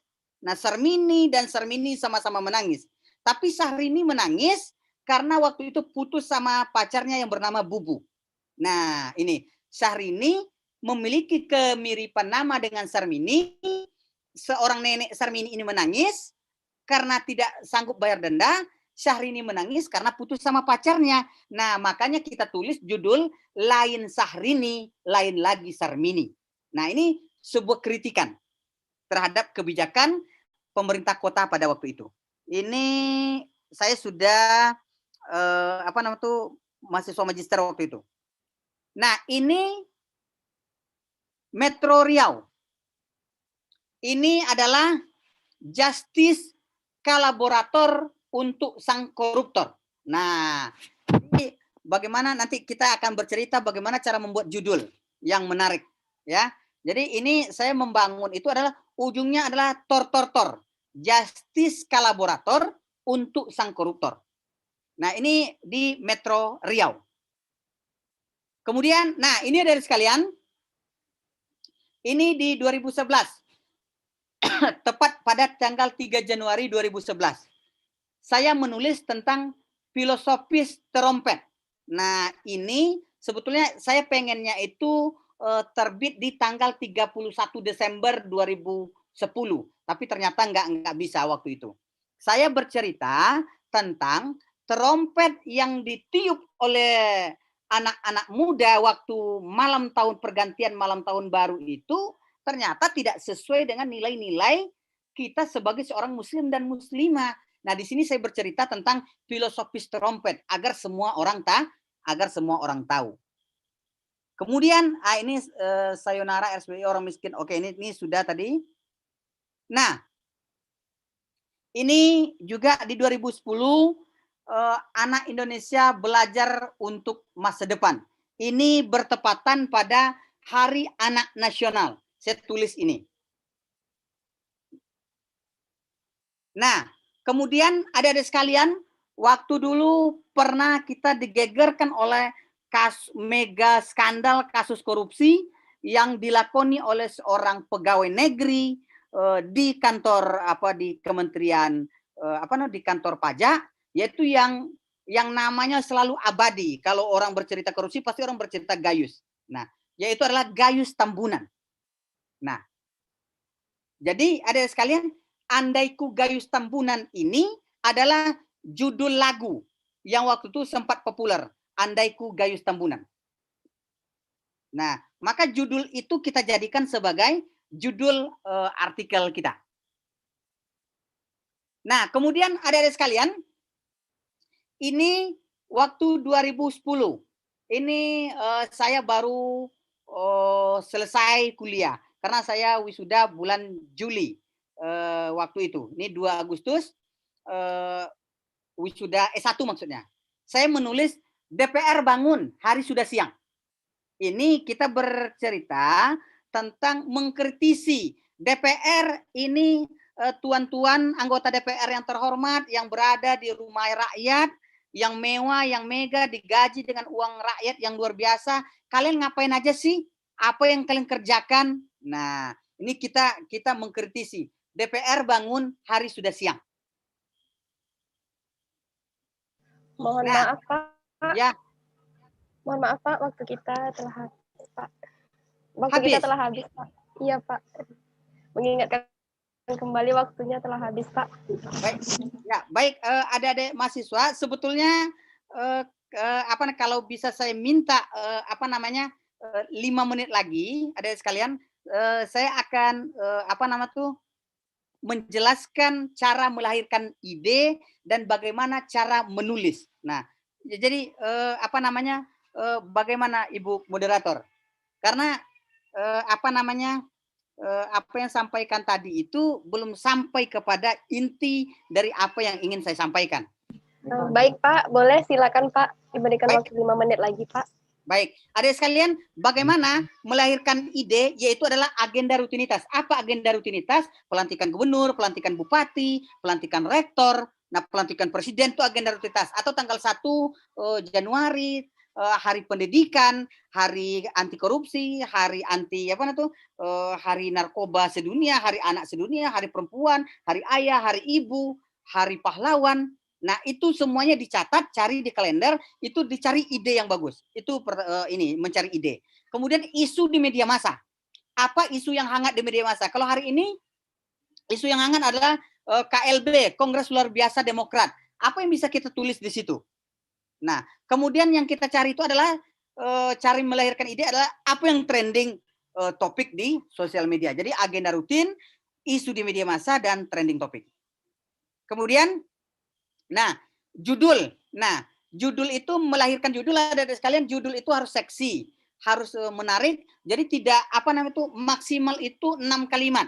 Kalau bisa itu 3 kalimat atau 6 kata. Nah, Kalau bisa di 3 kata, alangkah lebih baik. Kalau bisa 2 kata, tentu lebih baik. Contohnya diksi berirama tadi itu, haru biru partai segitiga biru. Nah, atau gejala amnesia Pancasila. Nah, wajah ganda dana desa. Nah, itu berirama. Atau justice kolaborator untuk sang koruptor. Itu diksinya berirama. Kemudian ada lagi mengkontradiktifkan, mengadu tentang positif dan negatif. Apa contohnya? Bisnis hitam partai putih. Ini ketika PKS dulu kena kasus. Nah, jadi Tempo pernah menulis bisnis hitam partai putih. Nah, atau umpamanya jalan gratis untuk jurnal berbayar. Nah, jadi itu bukan positif, atau apa namanya, mensandingkan 2 kalimat. Nah, jadi gitu. Kemudian itu cara ide judul. Kemudian bagaimana cara mencari ide judul? Carilah judul dari judul-judul iklan. Nah, judul iklan pendidikan mahal, tanya kenapa. Nah, itu contoh. Atau pemimpin gempa gempita. Atau Ponari Sweet. Nah, sebetulnya ini bisa sejelaskan, cuman karena kita terbatas waktu. Ponari Sweet ini kan identik dengan Pocari Sweet ya. Kemudian kita ambil dari judul film. Contohnya Pemimpin yang Tertukar. Nah, ini Pemimpin yang Tertukar, ini diambil dari judul Putri yang Tertukar. Kemudian apa judul ini? Pudarnya Pesona Gubernur Kita. Ini diambil dari judul novel Pudarnya Pesona Cleopatra. Kemudian ada lagi ayat-ayat politik. Ini juga selewengkan dari ayat-ayat cinta. Kemudian atau ini bawang putih, bawang merah. Nah, jadi judul-judul film itu bisa ini kejar aku, kau ku kejar. Nah, jadi banyak sebetulnya yang bisa kita eksplorasi dari judul-judul film. Karena ini kemudian bikin penasaran. Apa yang bikin penasaran? Contohnya Politik Talk. Apa sih Politik Talk? Ternyata Politik Talk itu adalah sebuah akronim yang menceritakan tentang para politisi menggunakan TikTok sebagai media kampanyenya. Kemudian apalagi siasat baru pemakzulan presiden. Nah, kemudian kiblat baru industri musik Indonesia. Kalau bahasa-bahasa umum yang agak menggemaskan itu adalah merawat demokrasi kita, kemudian mengokohkan idealisme mahasiswa, membumikan Al-Quran pada remaja. Nah, kemudian pembukaan, ini adik-adik sekalian, kita masuk kepada pembukaan. Pembukaan itu bukalah dengan kalimat yang semenarik mungkin. Contohnya Corona kampus dan mahasiswa, itu judul umpamanya, Corona kampus dan mahasiswa. Mulailah membuka itu dengan kalimat pasca tanggal 2 Maret 2020 Sekjen WHO menetapkan bahwa corona menjadi pandemik. Setelah itu negara mulai kocar-kacir, maka berdampak kepada sistem politik, berdampak kepada pendidikan, berdampak kepada ekonomi. Nah, mulailah cerita seperti itu. Tapi jangan lupa cantumkan itu referensi, dibuat dalam bentuk body note aja. Umpamanya Kompas, 2020. Nah, gitu aja. Nah, pembukaan. Kemudian berceritalah adik-adik di situ tentang isi. Isinya bagaimana? Isinya itu adik-adik sekalian adalah adik-adik bercerita, isinya adalah bagaimana yang terjadi hari ini, kemudian bagaimana seharusnya. Nah, jadi gitu. Yang ideal dan yang terjadi hari ini. Yang terjadi hari ini seumpamanya merah, tapi seharusnya itu harus warna putih. Nah, itu adik-adik ramu tulisan adik-adik tadi menjadi sebuah narasi yang indah. Kemudian terakhir, penutupnya itu berisi saran. Nah, berisi saran. Contohnya kan kadang ini saran itu semoga berkah banjir di Jakarta tidak menjadi musibah bagi warganya. Nah, jadi banjir itu adalah berkah, tapi semoga berkah hujan tidak menjadi banjir di mana-mana. Jadi hujan itu pada awalnya kan berkah, Tapi kalau terlalu banyak akan menjadikan musibah. Nah, jadi gitu. Ada sebuah harapan, ada sebuah saran yang dibangun di penutup tadi. Nah, jadi adik-adik sekalian, ini terakhir, adik-adik, semua orang punya style, gaya tersendiri dalam menulis, melihat, mendekati, dan menganalisis sesuatu. Tak ada rumus baku untuk menulis sebuah artikel. Kalau menulis rumus baku 1 tambah 1 sama dengan 2 itu tidak ada. Tergantung cara kita, tergantung bagaimana kita membangun. Jadi intinya adalah sama seperti, mohon maaf, kita pipis. Semakin banyak kita minum, semakin banyak kita pipis. Semakin banyak kita membaca, semakin banyak ide-ide liar yang akan bisa kita bangun, yang akan bisa kita konstruk. Nah, jadi tetapi ada beberapa rambu-rambu yang perlu diperhatikan. Rambu-rambu itu menyangkut timeline, ya, masalah waktu, point of view, apa yang kita kritisi, clarity, akurasi, lex, exclusivity, identification, dan lain-lain. Nah, kemudian timing atau aktualitas, urgensi dari isu. Nah, terakhir adik-adik sekalian, untuk identitas, tulislah di situ nama lengkap. Nama umpamanya Asy'ari Abdullah. Nah, biasanya itu tidak pakai gelar. Kalau mau tulis gelar juga nggak ada masalah. Mau ditulis, mau tidak tulis juga tidak ada masalah. Dan tulis di bawahnya itu posisinya apa? Posisinya umpamanya mustaqim. Nah, di situ di bawahnya apa? Di bawahnya umpamanya CEO Predatek Winsuska. Nah, jadi gitu. Atau dosen Fakultas Sains dan Teknologi UIN Sultan Syarif Kasim Riau. Baik, mungkin adik-adik sekalian, demikian yang bisa saya sampaikan. Mohon maaf saya agak terlalu cepat berbahasanya. Mungkin ada pertanyaan, kritikan, dan saran tentu kami tunggu dari adik-adik mahasiswa. Selanjutnya saya kembalikan kepada moderator Jenny Adipa. Silakan Jenny. Baik, wah, sungguh pemaparan materi yang kedua ini juga sangat luar biasa, dan tentunya untuk kiat-kiat sukses menulis artikel ini agar dapat kita terapkan ya. Terima kasih Bapak Asy'ari Abdullah SOS MIKOM.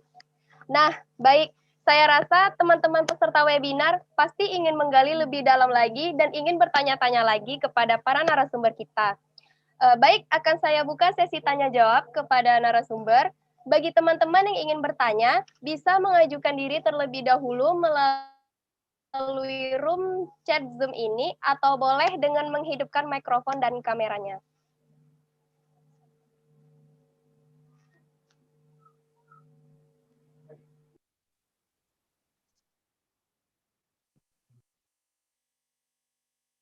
Baik, apakah ada ingin bertanya? Ada, Jenny. Oke, kepada Rahmatul Anissa, silahkan bertanya. Mau ditujukan ke narasumber siapa?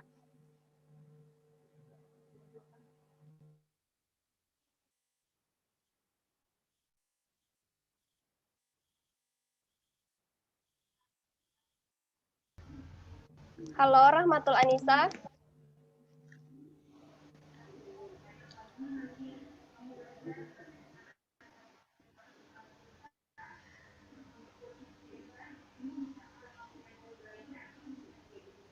Halo.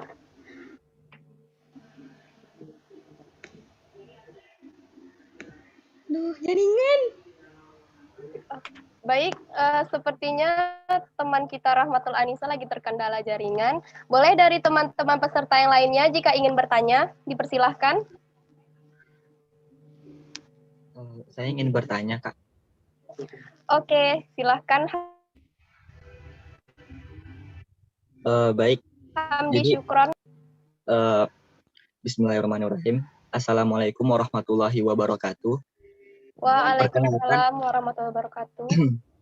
Perkenalkan, nama saya Hamdi Syukron, mahasiswa Sistem Informasi tahun 2020.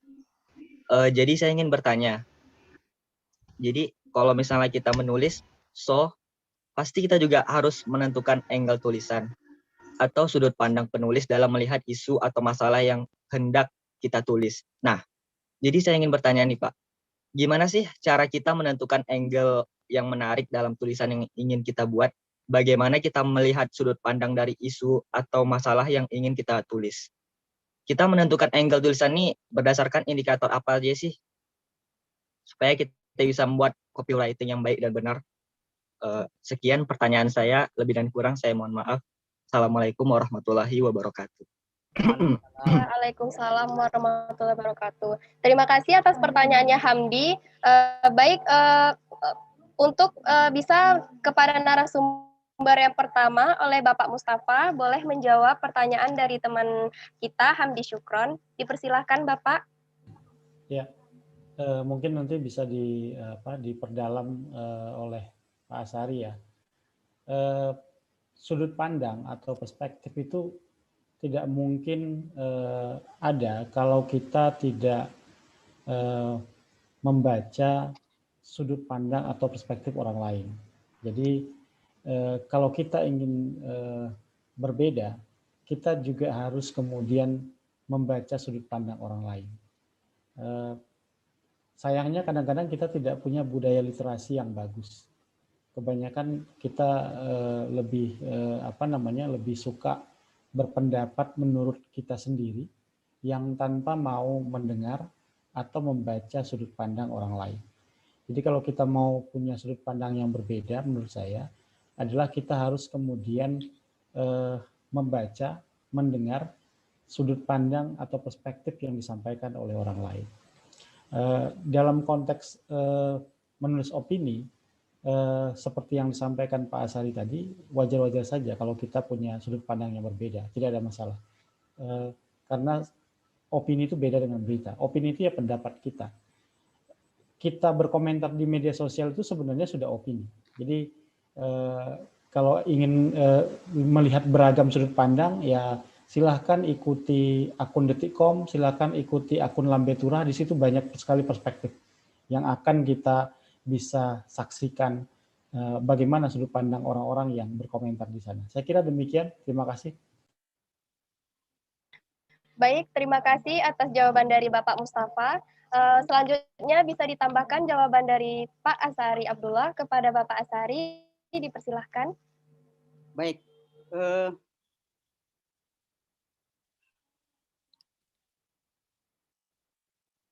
Bentar.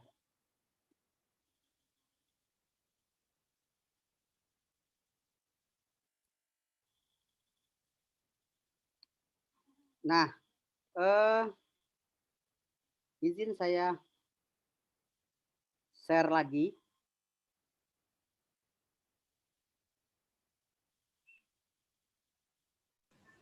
Saya kira dijawab aja, Pak. Ya. Nah, ini Syukron. Ini adalah sudut pandang. Ya. Jadi sudut pandang itu tergantung dari bagaimana kita berpikir, bagaimana kita, makanya critical thinking itu perlu dibangun di kalangan mahasiswa. Jadi intinya bagaimana caranya kita melihat sesuatu itu berbeda. Nah, itu yang kita yang perlu kita pikirkan. Nah, tentu cara membangun tadi itu sebetul apa yang disampaikan oleh Pak Mustafa. Memang kita harus meningkatkan literasi kita. Daya baca kita harus kita tingkatkan, daya kritis kita harus kita tingkatkan. Ya, kemudian kita harus sering berdiskusi, harus sering membaca referensi yang berbeda. Nah, maka di situ akan lahir sudut pandang. Nah, kalau ini kan contoh ini ada orang yang naik onta. Nah, dan ini adalah orang juga foto orang pelakunya sama. Tapi ini dipoto dari depan dan ini adalah dipoto dari belakang. Barangnya sama tapi sudut pandang angle-nya berbeda. Cara membangunnya yang tadi bangun critical thinking, kemudian perbanyak referensi, kemudian sering melakukan komparasi, perbandingan. Mungkin begitu siapa Adinda mahasiswa yang bertanya tadi.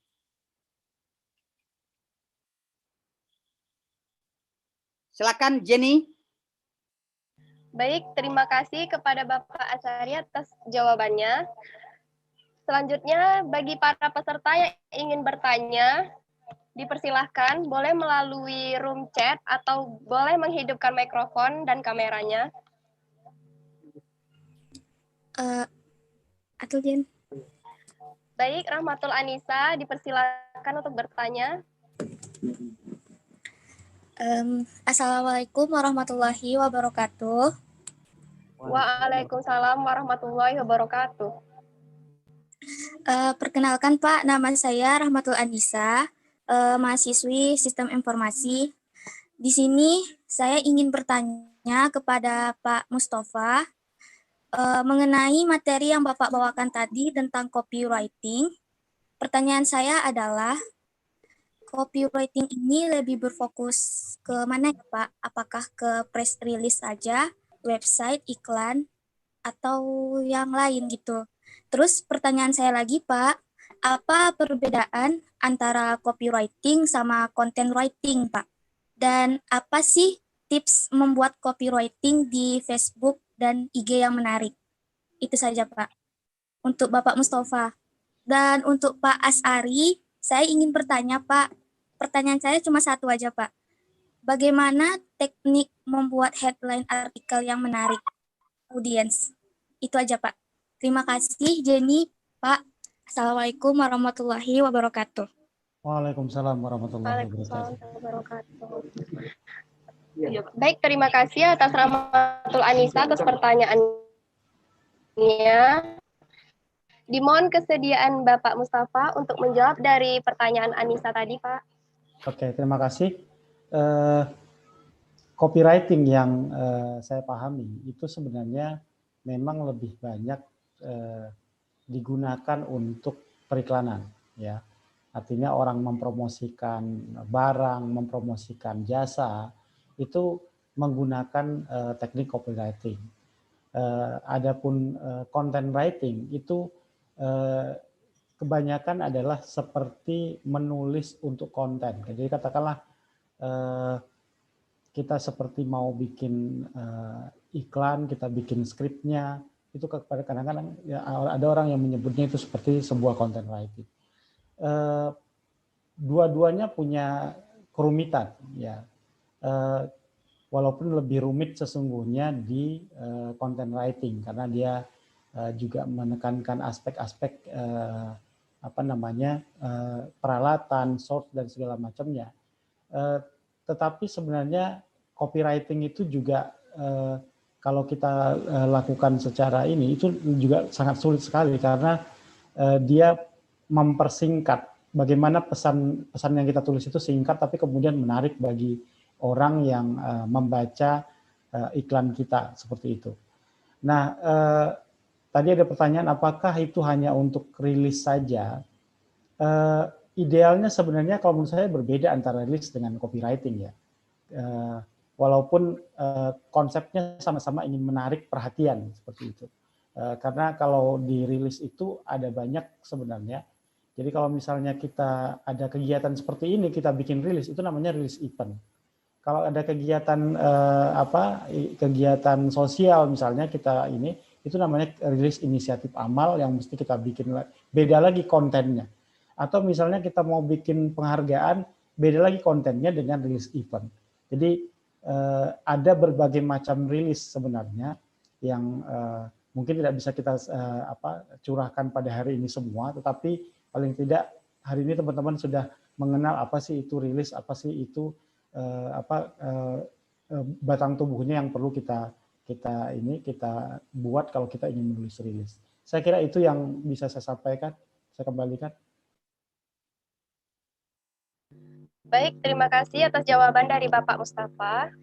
Dimohon kesediaan Bapak Asyari untuk menjawab pertanyaan Rahmatul Anissa tadi, Pak. Ya. Baik, terima kasih Anissa. Bagaimana cara menulis pembukaan opini yang menarik. Cara menulisnya itu adalah mulailah dengan bahasa yang bahasa yang mudah dimengerti atau bahasa umum. Kemudian mulailah dengan mengangkat apa sih isu yang terhangat. Nah, isu yang terhangat dijelaskan sedetail sesingkat mungkin, sesederhana mungkin. Karena kan bahasa opini ini beda dengan bahasa artikel jurnal. Kalau bahasa artikel jurnal itu kan sudah jelas penikmatnya atau pembacanya yaitu adalah kaum intelektual. Tapi kalau artikel di koran, opini di koran itu dibaca oleh berbagai level level atau berbagai kalangan, berbagai macam latar belakang pendidikan. Yang tidak tamat SD juga baca, yang tamat SD juga baca, sampai yang profesor juga baca. Oleh karena itu gunakanlah bahasa yang universal, yang kira-kira orang membacanya tidak perlu membuka kamus. Nah, jadi gitu. Gunakan bahasa yang umum.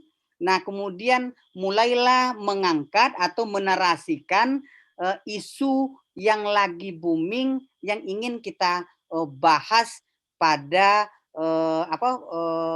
pembahasan nanti. Kemudian ya yang tadi saya lupa, tulislah opini itu dengan menggunakan subjudul, dan itu ada membuktikan adalah pembahasan yang akan kita bahas. Tapi tidak perlu dibuat seperti jurnal penutup, pendahuluan pembahasan itu tidak perlu, ya.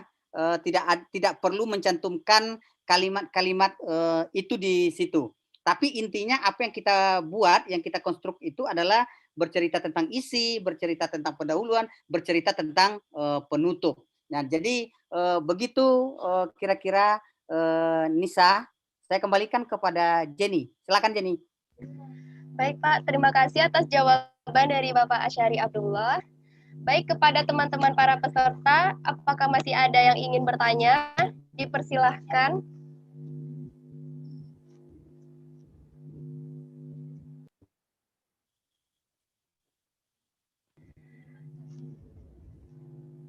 Sekali lagi kepada teman-teman peserta, apakah ada yang ingin bertanya? Boleh melalui kolom komentar atau bisa juga hidupkan mic dan mikrofonnya.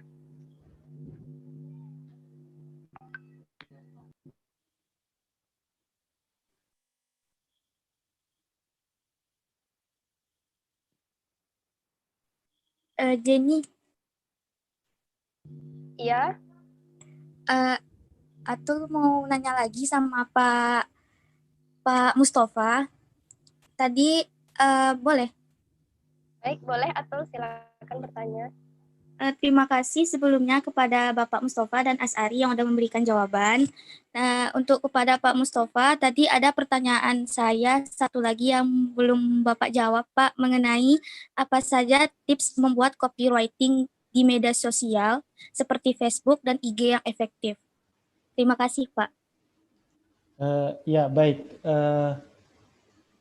Saya punya keterbatasan soal itu, jadi saya belum bisa menjawabnya sekarang karena konsen saya belum sampai kepada copywriting di media sosial, ya. Jadi saya mohon maaf sama Rahmatul Anissa. Mungkin Pak Asari atau yang lain bisa menjelaskan, tapi saya menjawab sesuai dengan kapasitas saya bahwa kalau bicara copywriting, kalau saya nggak pernah ngiklan di media sosial kan belum tidak bisa ya. Saya katakan bahwa saya perfect di situ. Gitu. Tapi apa yang pernah menjadi pengalaman saya itu yang saya jelaskan. Jadi itu makanya saya belum bisa menyampaikan jawabannya. Mohon maaf, Rahmatul. Saya kembalikan. Baik Pak, terima kasih Bapak Mustafa. Nah, ini ada pertanyaan lagi dari peserta di kolom komentar. Dari Mbak Ega Dwi Lestari. Pertanyaannya, Sama-sama kita ketahui bahwa penulis berperan penting terhadap penyampaian sebuah informasi. Namun, kebiasaan masyarakat Indonesia adalah membaca berita atau artikel tidak secara keseluruhan atau setengah-setengah, sehingga dapat menimbulkan sebuah opini baru yang berbeda dari maksud yang berbeda dari maksud yang penulis sampaikan. Jadi bagaimanakah cara kita sebagai seorang penulis untuk menghindari hal tersebut terjadi? Ini pertanyaan dari Ega Dulestari. Dimohon kesediaan Bapak Mustafa untuk menjawab Baik. pertanyaan, Pak. Oke. Dipersilahkan, Pak. Sebagai manusia atau sebagai katakanlah kita sebagai penulis, pasti kita sangat mungkin melakukan kalau dalam jurnalistik itu disebut dengan bias ya. Bias itu bisa saja keberpihakan kita kepada salah satu pihak begitu ya. Karena misalnya ada kasus antara Islam dan Kristen, karena kita Islam, kebanyakan kita mungkin akan lebih membela Islamnya ketimbang bersikap netral terhadap peristiwa yang terjadi. Saya rasa kalau kita katakanlah dalam konteks menjadi wartawan sebagai penulis di media, kita harus menghindari bias-bias itu. Jadi kita sedapat mungkin kita bersikap senetral mungkin, walaupun tidak mungkin 100%. Saya ingin cerita ada sebuah peristiwa bagaimana kemudian tulisan itu bisa menggugah orang banyak. Satu hari di tahun sekitar 2009 atau 2010 ada seorang perempuan namanya Prita Mulyasari. Dia mengalami malpraktek di Rumah Sakit Omni Internasional. Prita ini curhat di email, lalu kemudian dia share email itu seperti mailing list, semacam grup WA, dulu sebelum ada WA. Ada mailing list, dia kirim ke teman-temannya 10 orang. Lalu kemudian teman-temannya ini membaca curhatan Prita, share lagi kepada teman-teman yang lain di grup lain. Di grup itu ada wartawan. Lalu kemudian wartawan beritakan curhatannya Prita.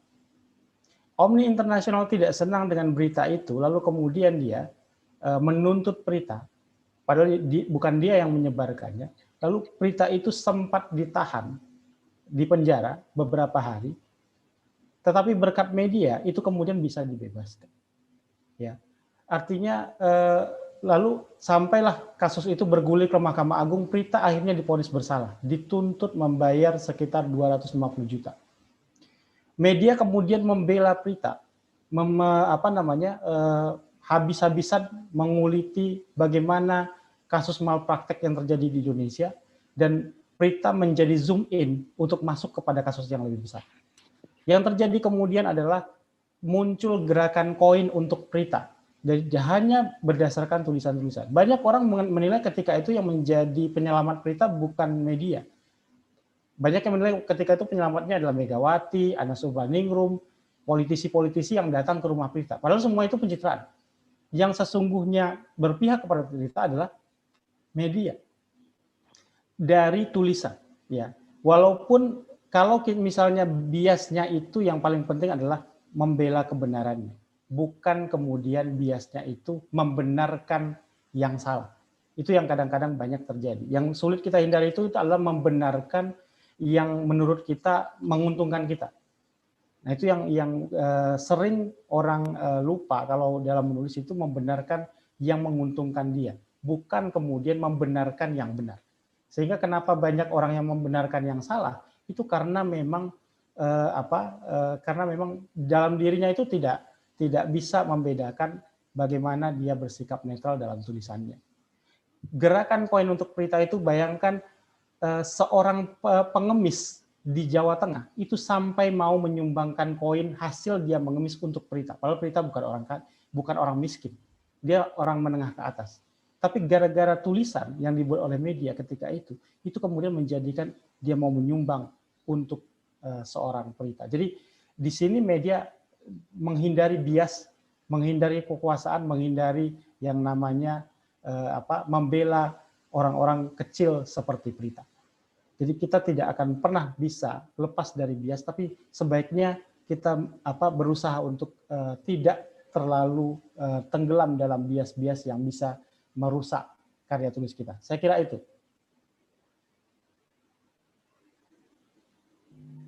Baik, terima kasih kepada Bapak Mustafa atas jawabannya. Ini ada satu pertanyaan lagi dari peserta. Pertanyaannya, Assalamualaikum Pak, perkenalkan nama saya Suryani, mahasiswi Sistem Informasi Angkatan 2020. Saya ingin bertanya kepada Bapak Asyari. Pertanyaan saya, bagaimana dan seperti apa upaya yang dapat kita lakukan untuk meningkatkan kualitas tulisan secara berkala, mengingat persaingan dalam bidang ini cukup ketat. Sekian pertanyaan dari Suryani. Dimohon kesediaan Pak Asyari Abdullah untuk menjawab pertanyaannya, Pak. Baik, terima kasih Mbak Suryani. Baik, saya akan mencoba menjawab cara atau upaya meningkatkan kualitas tulisan. Ya dengan cara belajar dan belajar. Jadi kemudian ada sekalian, belajarlah dari yang kalau pengalaman saya ada sekalian, saya dulu waktu seperti adik-adik sekarang ini yang masih S1, saya rajin dulu membeli majalah Tempo Second. Nah, saya rajin membeli majalah Tempo Second. Nah, di majalah Tempo itu bagi saya adalah inspirasi saya untuk menulis. Bagaimana cara menuangkan, bagaimana cara bertutur, menarasikan. Tempo itu bagi saya ya, mungkin saya ini ya, bagi saya Tempo itu adalah guru saya dalam menulis, membaca majalah Tempo. Karena ya dengan status mahasiswa, kita waktu itu harga Tempo sudah berkisar 35.000 sampai 40.000 waktu itu satu edisi. Nah, tentu itu juga memberatkan bagi kalangan mahasiswa seperti saya.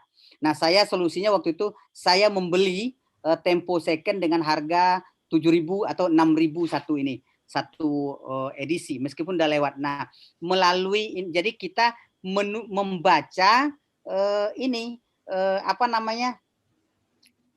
referensi yang lain atau membaca opini orang lain di media-media bergengsi. Semakin rajin kita membaca, semakin rajin kita menganalisa opini-opini itu, insya Allah semakin tertanam bakat kita untuk menulis. Jadi ide-ide itu ya kita lihat dulu orang lain bagaimana mereka menulis judul. Nah, kita robah pula judul itu dengan versi kita.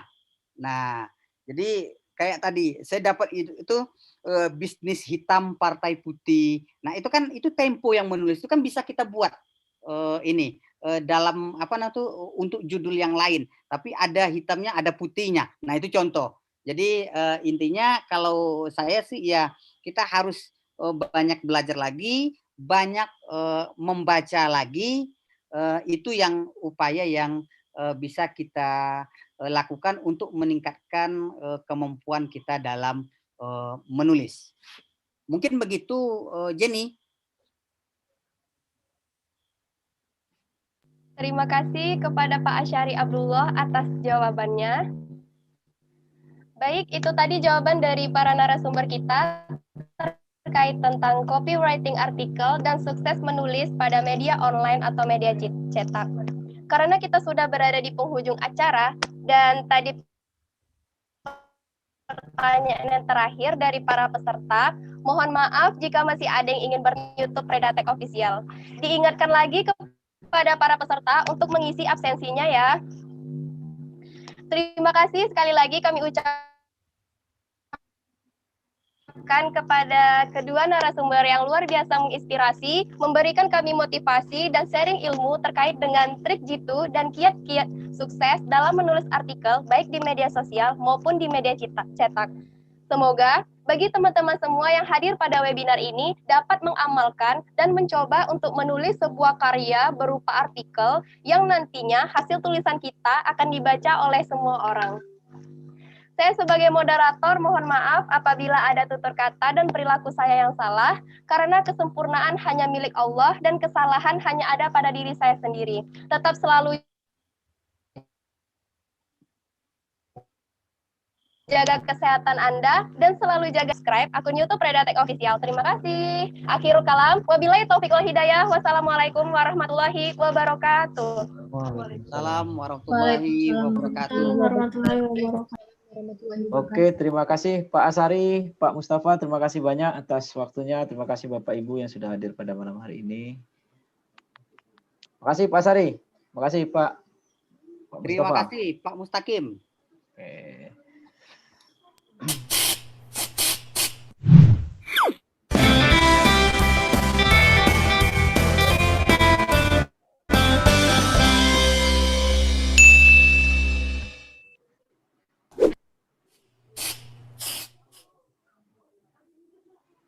Putar musik. Aduh, apa agenda Pak Asari lagi?